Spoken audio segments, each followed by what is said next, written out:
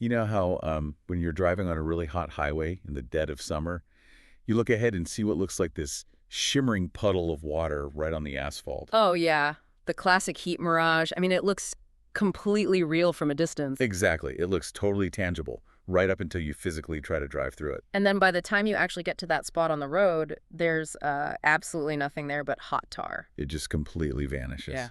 Well, it turns out that when it comes to the concept of money, most of us are basically driving down that exact same highway, just staring at these financial mirages. We really are. We look over at the lane next to us and, we see someone driving a luxury car, or we drive past this massive, sprawling house in a gated community, and we literally point and say, there it is, that's wealth. But we are fundamentally misjudging what wealth actually is. Like, we are entirely looking at the illusion. Right.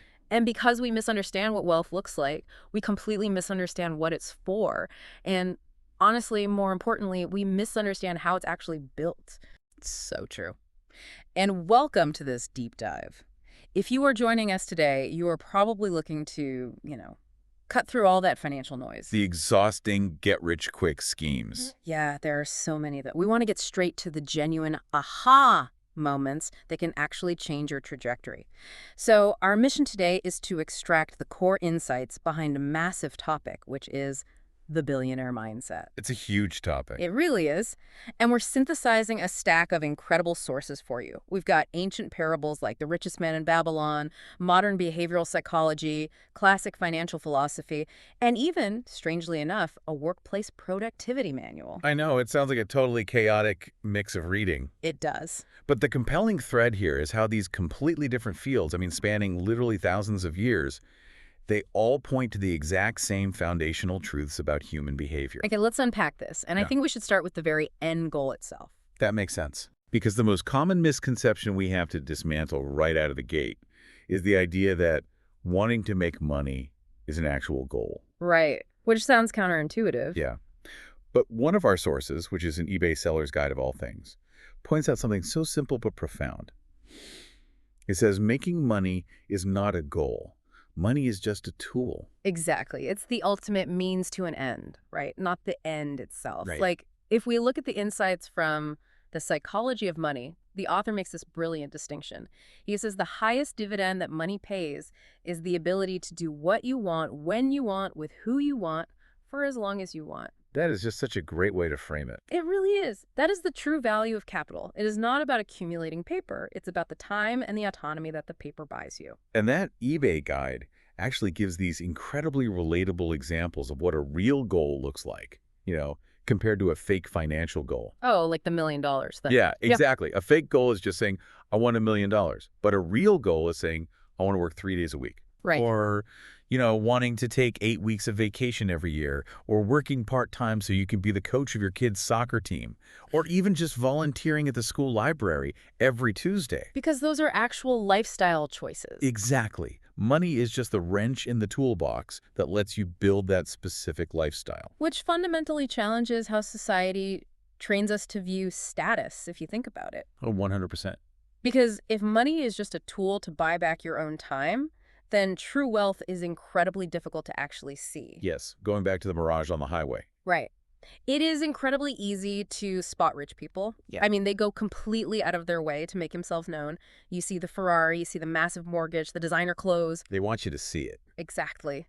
But true wealth is completely hidden from the public eye. Wealth is the first-class upgrade that you declined. Yes. It is the diamond you didn't buy. It's the unspent income that gives you options later. Which is so hard for people to grasp. It is, because society equates spending money with having wealth. But honestly, when you see someone driving a $100,000 car, the only objective mathematical truth you actually know about their finances is that they have $100,000 less than they did before they bought the car. Right. Or, let's be real, far more likely in today's economy, they just have $100,000 more in debt. Exactly. There is this hilarious, but honestly incredibly profound story from the sources about the singer Rihanna. Oh, I love this example. It's so good. So she nearly went bankrupt early in her career, and she actually ended up suing her financial advisor for mismanagement. Right, because she blew through her money. Yeah. And the advisor's response in court was essentially, Was it really necessary to tell her that if you spend money on things, you will end up with the things and not the money? I mean, it sounds like a total punchline, but it perfectly captures the blind spot so many of us have. We really do. We equate the act of spending with the state of being wealthy. When in reality, spending money is literally the process of destroying your wealth to acquire stuff.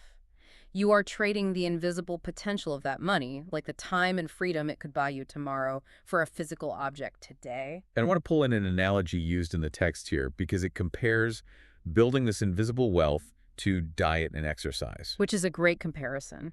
It is, because we all know losing weight is notoriously difficult. Right. Right. But why is it difficult? It's because you are constantly forced to suppress what you want right now. That immediate dopamine hit. Exactly. It's Yeah. a piece of cake or the comfort of just getting an extra hour of sleep instead of going to the gym. You're sacrificing the present for a future benefit that you can't immediately see in the mirror. Yes. And building wealth is the exact same psychological battle. You have to suppress the urge to buy the flashy thing today. You know, the thing that gives you instant social status, just so you can have invisible freedom 5 years from now. And that psychological battle is precisely where most people lose the war. Yeah, they really do.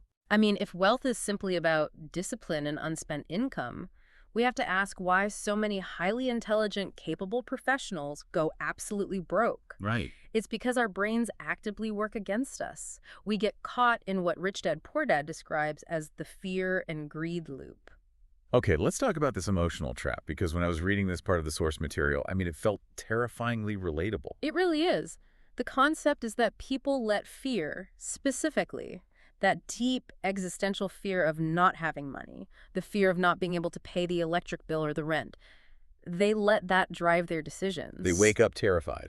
Right. So they go to work, they put in the hours, they get a paycheck, and the moment that money hits their bank account, the fear momentarily subsides. Phew, I can pay rent. Exactly. But then the second emotion immediately takes over, which is desire or greed. Ah, right. They see what the money can buy, they spend it to get that instant gratification or social status, the bank account drains, and bam, the fear returns. It's just an endless, exhausting loop. It really is.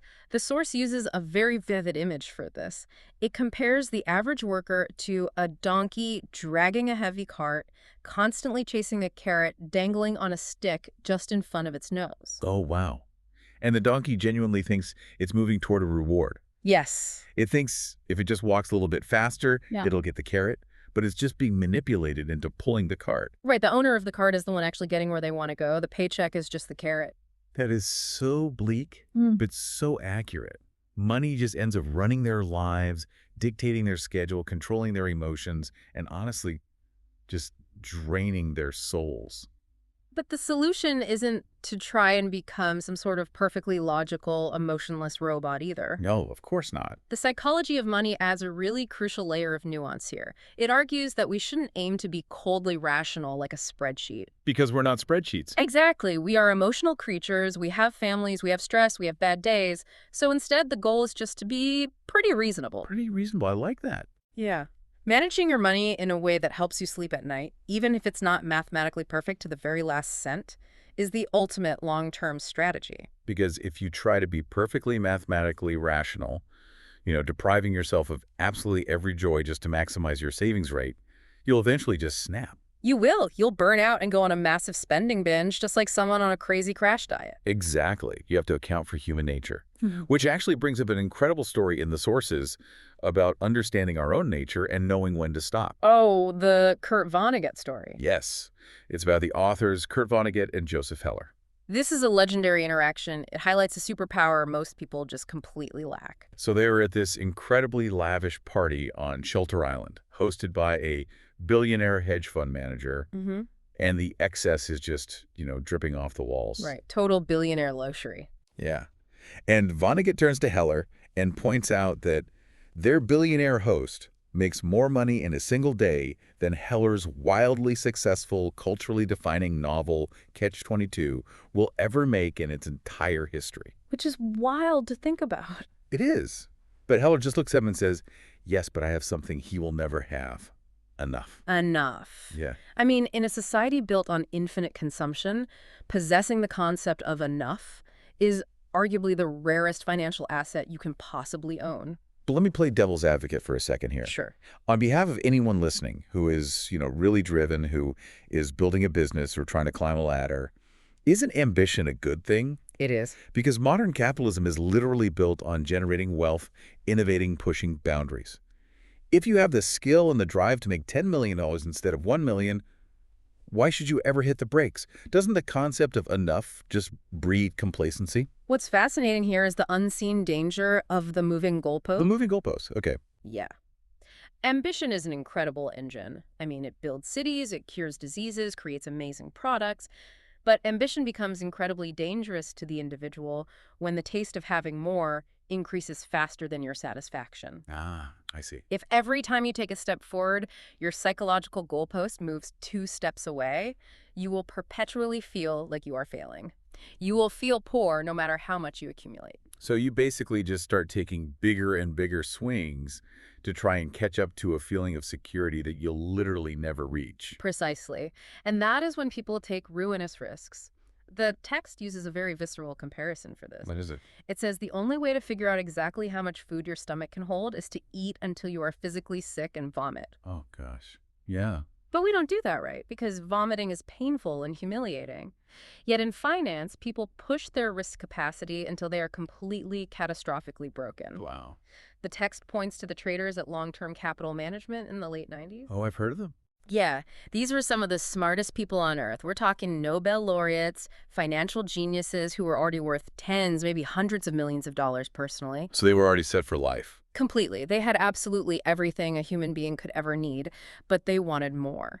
So they took insane, highly leveraged risks just to get a few extra percentage points of return, and they lost everything. They wiped it all out. They collapsed the fund and nearly took down the entire global financial system. They had the best math in the world, but they had absolutely no sense of enough. Okay, so we've completely reframed the psychological side of this. We've redefined the end goal. We are buying time and autonomy, not just visible status symbols. Right. We know we have to manage our fear and greed so we don't turn into the donkey chasing the carrot, and we have to define what enough is so we don't eat until we're financially sick. Exactly. Now we need to bridge the gap from philosophy to reality.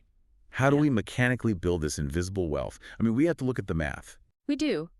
But as the rich dad philosophy strongly advocates, we must keep the math incredibly simple. Because the industry wants it complicated. Yes, the financial industry thrives on complexity because complexity justifies their fees. They want you confused. Keep it super simple, the KISS principle. Mm. I love this part because the text just strips away all the jargon and breaks it down to a kindergarten level of logic. It really does. It says, an asset puts money in your pocket.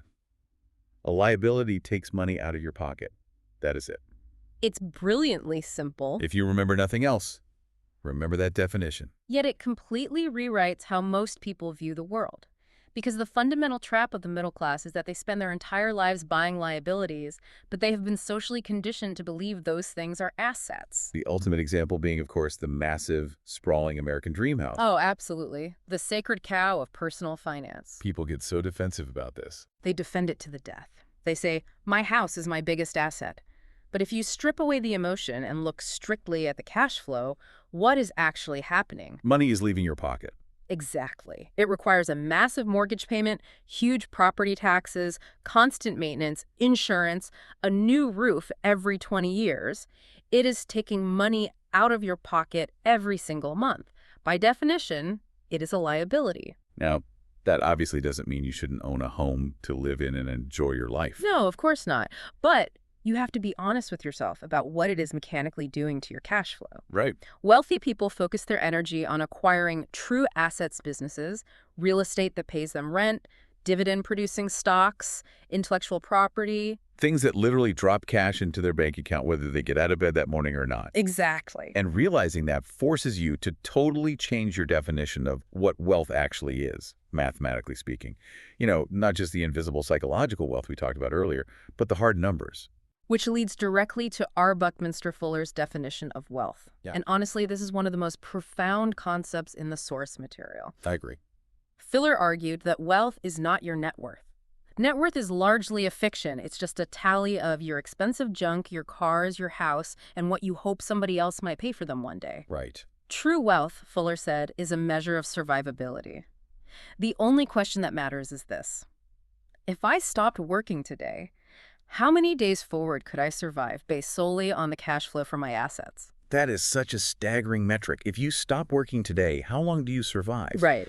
Because if you make $500,000 a year, but you spend $500,000 a year on your massive mortgage, your luxury cars, private schools, and you have no actual income-producing assets, your survivability is 0 days. Zero. You are high income, but you are completely impoverished in terms of time. Conversely, if you only spend $40,000 a year and you have built up assets that generate $40,000 a year in passive cash flow, your survivability is infinite. Infinite. Wow. You are infinitely wealthy. You have completely unlinked your physical labor from your survival, which actually brings us to a crucial distinction from our workplace productivity source. Oh, the difference between being efficient and being effective. Yes. Here's where it gets really interesting, because you wouldn't think a productivity manual belongs in a deep dive about building wealth. Not at all. But the analogy they use is just devastatingly accurate. They talk about building a ladder. The latter analogy, yeah. So efficiency is building that ladder as fast as humanly possible.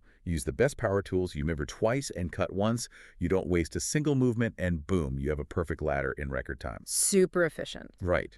But effectiveness is making sure you didn't just efficiently build that ladder inside your upstairs bedroom when you actually needed it outside in the garden to pick apples. It's such a great visual, and if we connect this to the bigger picture of our careers and our financial lives, it perfectly explains why so many incredibly hardworking people never get ahead. They're just building the ladder in the bedroom. Exactly. Millions of people are incredibly efficient. They show up to work early, they grind, they hit all their KPIs, they get incremental promotions, they save their company millions of dollars. They are building the ladder faster and faster. But they are building it against the wrong wall. Yes, working 80 hours a week for a paycheck is efficient. But it is not effective if your ultimate goal is true financial freedom. Because you're just making the business owner or the shareholders wealthy. Yep. You are an incredibly efficient employee, but you are effectively trapped in the rat race. Your survivability quotient isn't going up at all. To be effective, you have to mind your own business. And your business is not the company you work for. No. Your business is your asset column. Building that asset column, even if it's slow and clunky at first, is effective. Which begs the absolute million-dollar question. If you're listening to this right now, you might be thinking, okay, I get it. I'm stuck in a rat race. I have a mountain of bills, and I desperately want to start building this asset column so I can be effective. But how do I get the seed money? Right. Where does the capital come from? Yeah, where does it come from if I'm already stretched incredibly thin? And that brings us to the oldest, most foundational rule in all of our sources, straight from the clay tablets of the richest man in Babylon. The golden rule. The rule is, pay yourself first. It has survived literally thousands of years for a reason. A part of all you earn is yours to keep. The ancient text says it must be no less than 1/10, 10% of whatever you make right off the top. That first saved copper coin is the seed from which your entire tree of wealth grows. Exactly. But I have to stop here and ask a question on behalf of the listener. Sure. How is this actually possible in the modern world? I mean, life is absurdly expensive right now. Groceries are way up. Rent is skyrocketing. The energy bill is massive. It's tough out there. It is. The demands on an average paycheck consume absolutely everything. Yeah. So how can anyone just arbitrarily siphon off 10% when there is barely enough to cover the bare minimum basics of survival? This raises an important question, and honestly, it hits at the absolute crux of why building wealth is so extraordinarily difficult. Because the math doesn't seem to work. Right. But paying yourself first is not actually a math problem. Wait, really? No, it is a psychological test of self-esteem and self-discipline. As Rich Dad Poor Dad warns us, the world will constantly push you around. If you lack internal fortitude, the external world, like the bill collectors, the sophisticated marketers, the peer pressure to buy a new car, the endless subscription services, they will take every single cent you have. Oh, yeah. The text actually points out the grim reality that most people work from January to May just to pay the government in taxes. Yep. And then the banks take the next biggest chunk for mortgages and credit cards. So everyone else is getting paid first. Exactly. And if you follow that default path of paying everyone else first, you pay the landlord, the government, the credit card company, the grocery store, and you just tell yourself, I'll just save whatever is left over at the end of the month, you will never, ever build wealth. Because there's never anything left over. Never. Human nature dictates that our expenses will always magically rise to meet our exact income. Always. Paying yourself first means having the sheer audacity to take your 10% right off the top, before the government, before the landlord, before anyone else gets a dime, and then forcing yourself to figure out how to survive on the remaining 90%. It's like treating your savings like the most urgent, aggressive, non-negotiable bill you have. It has to be. And the mindset shift the source gives for what happens to that money once you actually save it is brilliant. Oh, about treating the dollar as an employee. Yes. Once a dollar makes it into your asset column, you must completely change how you view it. You have to treat that dollar as your employee. It works 24 hours a day for you.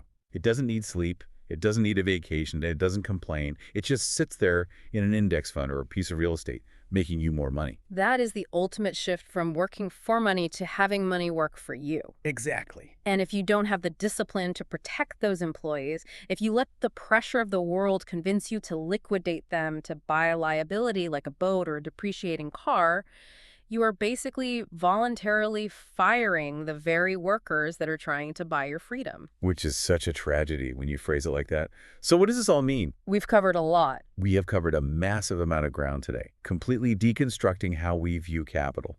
We started by redefining our end goal, realizing that money is simply a tool used to buy time and control your lifestyle. Not just a way to buy visible status symbols. Right. We uncovered the invisible nature of true wealth, the first-class upgrades you don't take.